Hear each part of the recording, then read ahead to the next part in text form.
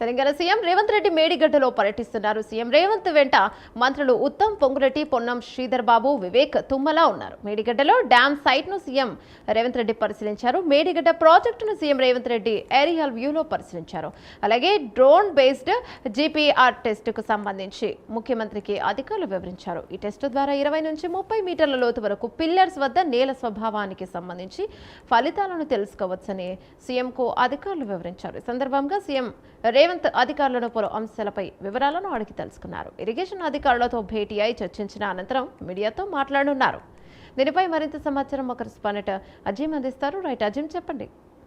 Kaleshwaram project నిర్మాణంలో భాగంగా నిర్మించినటువంటి మేడిగడ్డ బ్యారేజ్ ని ఈ రోజు సీఎం రేవంత్ రెడ్డి కొద్దిసేపటి క్రితమే పొంగిపోయినటువంటి పిల్లర్స్ అన్నింటినీ కూడా ఏదైతే పరిశీలించారు. సీఎం రేవంత్ రెడ్డితో పాటు మంత్రులు శ్రీధరబాబు, వివేక్, పొన్నం ప్రభాకర్, అడ్లూరు లక్ష్మణ్, అలాగే ఎన్డీఎస్ఏ చైర్మన్ అనిల్ జైన్ అధికారులందరూ కూడా ఏదైతే అక్కడ పాల్గొన్నారు. సో అందరూ కూడా అక్కడ ఉన్నటువంటి పరిస్థితిని పూర్తి స్థాయిలో కూడా వివరించడం జరిగింది. ముఖ్యంగా 19, 20, 21, 22 పిల్లర్స్ దగ్గర సీఎం రేవంత్ రెడ్డి పరిశీలన చేసే ఉన్నటువంటి అధికారులను ఈ రిపేర్ కోసం అసలు ఎలాంటి అవసరం పడుతుంది, రిపేర్ ఎంత మేరకు అయ్యేటువంటి అవకాశం ఉంటుంది, సో దీనికి సంబంధించి ఎలాంటి ప్రొసెస్ ముందుకు తీసుకెళ్తున్నారు అంటే అనేక అంశాలను అధికారులను అడిగి కూడా సీఎం రేవంత్ రెడ్డి తెలుసుకోవడం కూడా జరిగింది. సో దగ్గర ఉండి ఆ పిల్లలకు చుట్టూ కూడా తిరిగేసి కూడా పరిస్థితిని కూడా అధికారులను అడిగి తెలుసుకోవడం జరిగింది. సో దీనికి సంబంధించి ఇప్పటికే ప్రభుత్వం ఒక కమిటీని కూడా వేసింది. ఆ కమిటీ కూడా పూర్తి స్థాయిలో స్టడీ చేసి నివేదికను 43 days అంటే ఏదైతే మాన్సూన్ సీజన్ స్టార్ట్ కాకముందే దీనికి సంబంధించిన పూర్తి నివేదికను కూడా అందించాలని చెప్పి కూడా సీఎం అధికారులను కూడా ఆదేశించడం కూడా జరిగింది. ఎందుకంటే అప్పటికి వర్షాకాలం స్టార్ట్ పనులకు ఇబ్బంది అవుతుంది.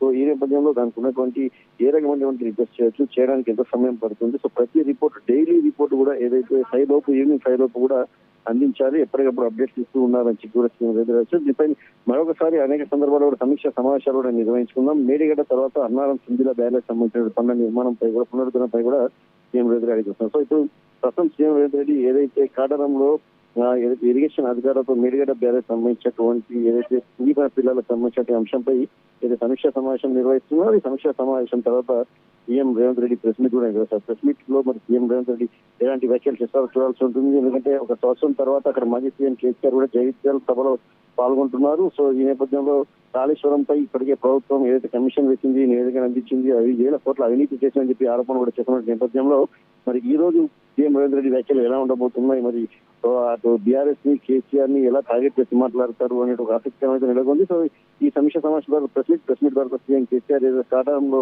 పెట్టినటువంటి భారీ బహిరంగ సభలో కూడా ఏదైతే సీఎం రేవంత్ రెడ్డి పాల్గొనున్నారు. Thank you Azeem.